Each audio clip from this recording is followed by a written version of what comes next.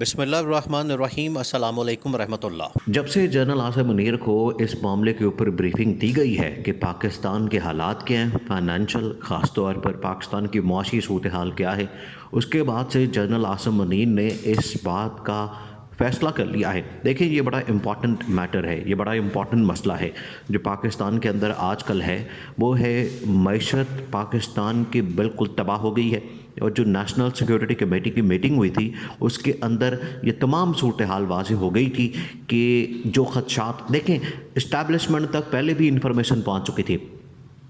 Establishment کو پہلے بھی اس چیز کا علم ہو چکا تھا، ان کے نالج میں تھا کہ پاکستان کی معاشی صورتحال بڑی تباہ ہو گئی ہے، برباد ہو گئی ہے، اور ان لوگوں نے آ کے ملک کا بیڑا غرق کر دیا ہے۔ لیکن اس کے باوجود نیشنل سیکیورٹی کمیٹی کی میٹنگ کے اندر جو تمام اعداد و شمار، جو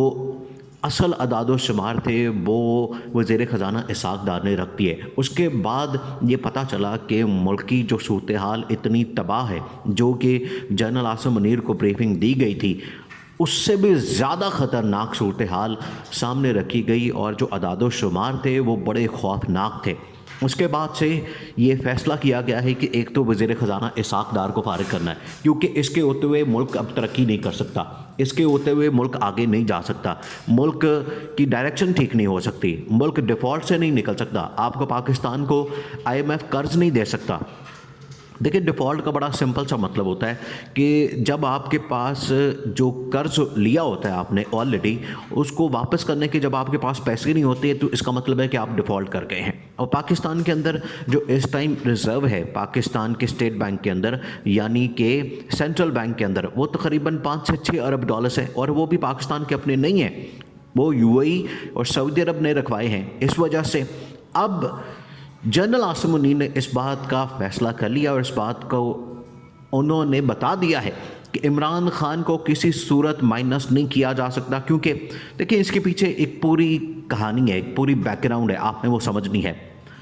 اصل میں نواز شریف پاکستان کے اندر آنا چاہتا ہے، اور پاکستان کے اندر اس صورت میں آنا چاہتا ہے، وہ چاہتا ہے کہ پاکستان میں عمران خان کو مائنس کیا جائے، عمران خان کو نااہل کیا جائے، عمران خان کو ڈسکوالیفائی کیا جائے، یا پھر عمران خان کو مکمل طور پر راستے سے ہٹا دیا جائے، جس طریقے سے انہوں نے ہٹایا تھا، جس طریقے سے انہوں نے عمران خان کے اوپر قاتلانہ حملہ کروایا، وہ تو کامیاب نہیں ہو سکا۔ عمران خان کو مائنس کرنے کی جتنی چالیں تھیں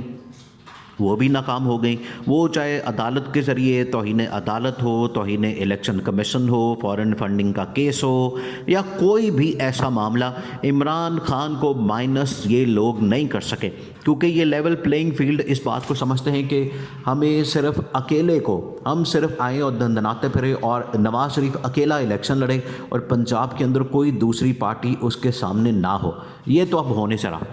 اب جنرل عاصم منیر نے یہ فیصلہ دے دیا ہے، یہ اعلان کر دیا ہے کہ کسی صورت بھی عمران خان کو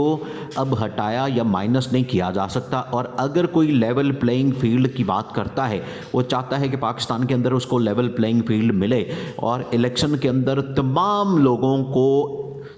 لوگوں کو برابر کا حق ملے، یا برابر کی لیول پلینگ فیلڈ ملے، تو ہر ایک کو الیکشن کے اندر آنا ہوگا، الیکشن لڑنا ہوگا، اور پاکستان کے اندر آ کے الیکشن لڑنا ہوگا۔ اگر کوئی یہ چاہتا ہے کہ اس کو مائنس کر دو، اس کو مائنس کر دو، یہ نہیں ہو سکتا۔ یہ جنرل عاصم منیر نے بڑا دو ٹوک انداز سے فیصلہ سنا دیا ہے، اور اس کا اعلان کر دیا ہے کہ کسی صورت میں اب یہ جو مائنس والا فارمولا ہے عمران خان کو مائنس کرنے کا، یہ نہیں ہو سکتا۔ اگر کوئی یہ سمجھتا ہے کہ عمران خان کو مائنس کر کے پاکستان کی سیاست، پاکستان کی جو کوئی بھی صورتحال ہے وہ چل جائے گی، تو یہ ممکن نہیں۔ اس وجہ سے اسٹیبلشمنٹ اب یہ فیصلہ دے چکی ہے، اور عمران خان کو اب مائنس نہیں کیا جا سکتا۔ عمران خان نے جس طریقے سے فارمولا دیا ہے، جس طریقے سے سلوشن دیا ہے، دیکھیں یہ ایک بات تو واضح ہے، جب عمران خان آج سے 8 سے 10 مہینے پہلے تھا، عمران خان کی حکومت تھی، تو آپ یہ دیکھیں کہ عمران خان کے دور میں جو ملک کی ترقی تھی وہ تقریباً 6% پہ پہنچ گئی تھی، اور اب جو گروتھ ریٹ ہے وہ 0 پہ آ گئی ہے۔ اس وقت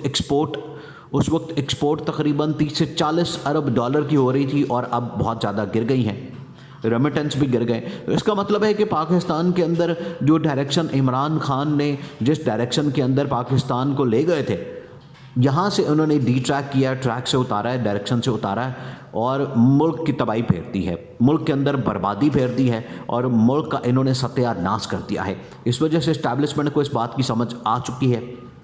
क्योंकि इस्टेब्लिशमेंट के पास पहले जो इन्फॉर्मेशन थी, जो इनके पास तमाम रिकॉर्ड था और हर एक चीज़ थी, उसमें तो लगता था कि